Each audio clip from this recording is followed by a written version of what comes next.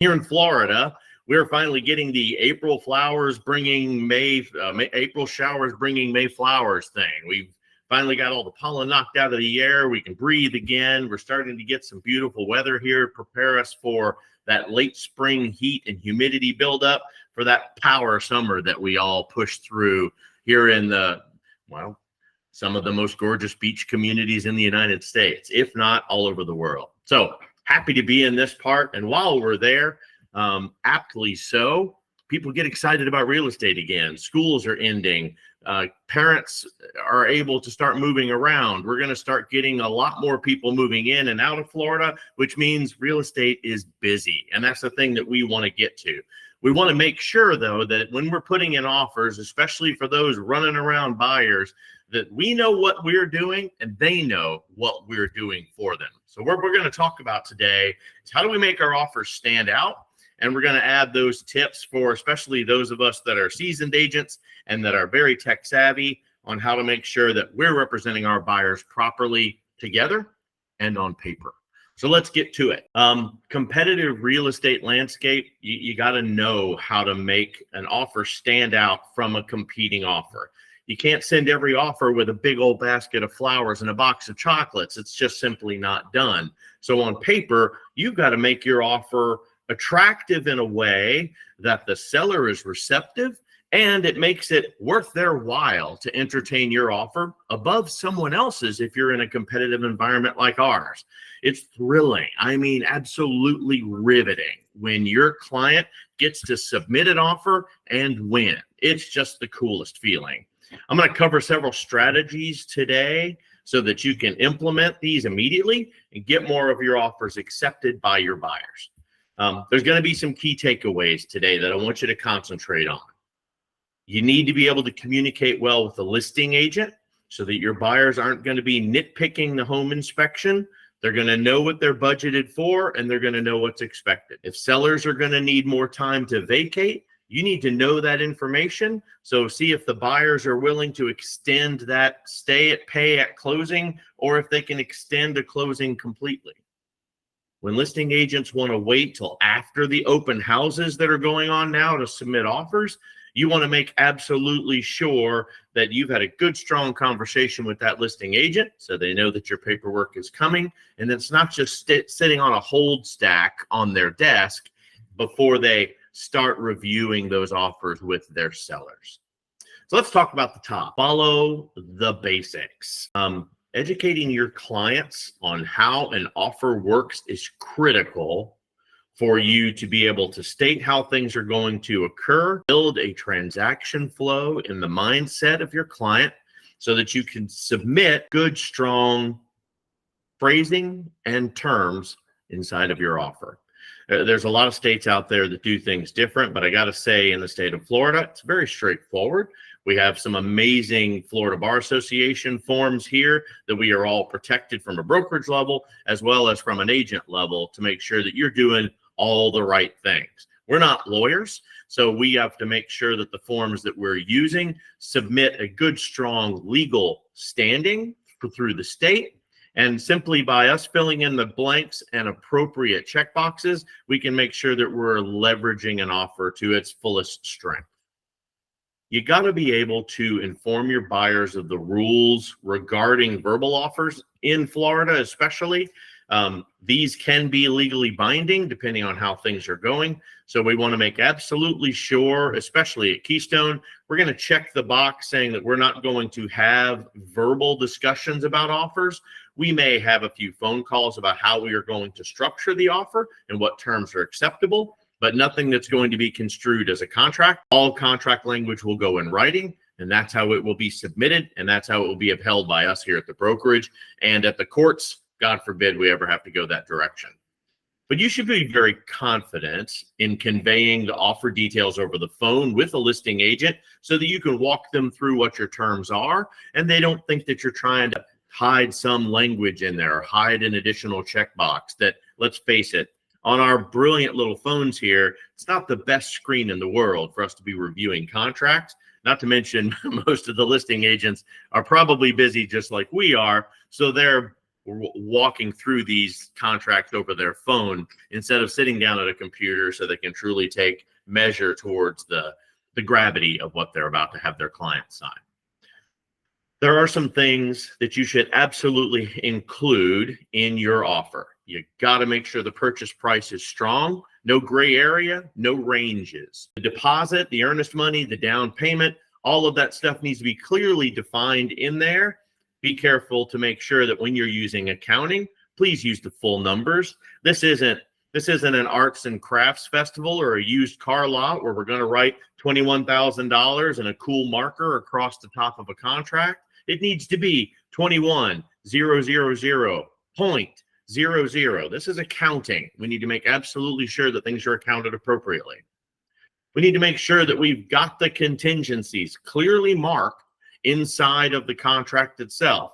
And I would go as far as to tell you, when you submit that offer to the other agent, I realize it's extra work for us, but you should probably call out the major bullets of your terms inside of the email exchange that you have to make sure they don't miss anything that's critical. If you're needing extra time or putting down multiple escrow payments, these are the kind of things that you want to call out so that they see a more valuable approach to just that giant piece of paper that they probably see 6 or 7 of before they finally get under contract.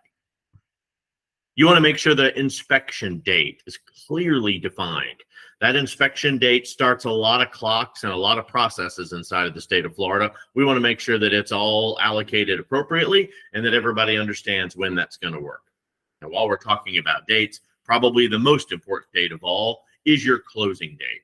We want to make absolutely sure the closing date meets your requirements needed for you to be able to make sure all the monies are in the right place, that the financing institution that you're using, if you're going through a financing option, has the appropriate amount of time to close it. Don't write a 7-day contract if you have no intention of being able to close in 7 days. If you're writing an FHA contract and you need it to go 30 or even 45 days, make absolutely sure that the lender is on board with your offer before you write it. Sure, there are some opportunities for you to pull that forward. But if you're going to try to short term it to make it stronger, 21-day closing, for example, fantastic. But get the lender's buy off on what you're going to do before you put everybody in a situation to hustle in an opportunity that may not close on time. It will make you look unprofessional, and it'll make you look like you were just playing games to the listing agent. And that's probably not a good position to be in if you need to negotiate something later on. Offer letters, forget it. It's not going to happen. We don't use them in the state of Florida anymore, and they're dangerous. Quite honestly, with everything going on in the Department of Justice and with the NAR, you want to stay as far away from risks as possible when you are negotiating with your client. You stay open, you stay transparent, as we have always been expected to do in real estate. You follow the code of ethics that are put in place by the state of Florida and the additional ethics level and the law requirements that are put in front of us when we belong to a board, like the Greater Tampa Realtors Association here in the Tampa area. You want to make absolutely sure that you're following things to the letter of the law and to the expectation. And if things get hairy and the language between the listing agent and the buyer's agent needs to add a level of complexity that we're just not qualified to write up, get your local attorney involved. And yes, I'm going to remind you, kids, a real estate attorney. Please don't go through a probate attorney for real estate actions. Just like you wouldn't go through a traditional doctor when you're dealing with a more complex situation. You simply wouldn't do it. Don't do that to your client either. It will just make you look bad in the long run and put both of you in a very difficult situation later on. Now, a word of caution.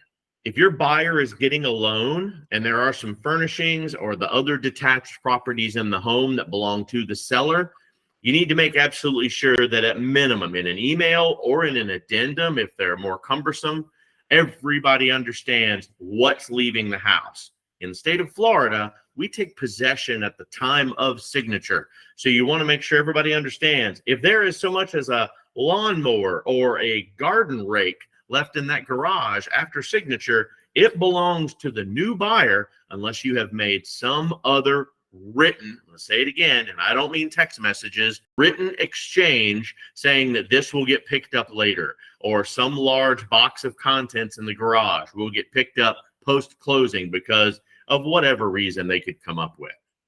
But please have it in writing. Email is perfectly acceptable, but doing just a quick text or a phone call exchange is not enough when it comes to property and closing procedures. Contingencies, please use them wisely. When learning how to make your offer stand out, especially in a really tight seller's market, the fewer contingencies you can put in play, the better. The contingencies are there to protect you as the buyer's agent or the seller's agent, depending on how the transaction's supposed to go down.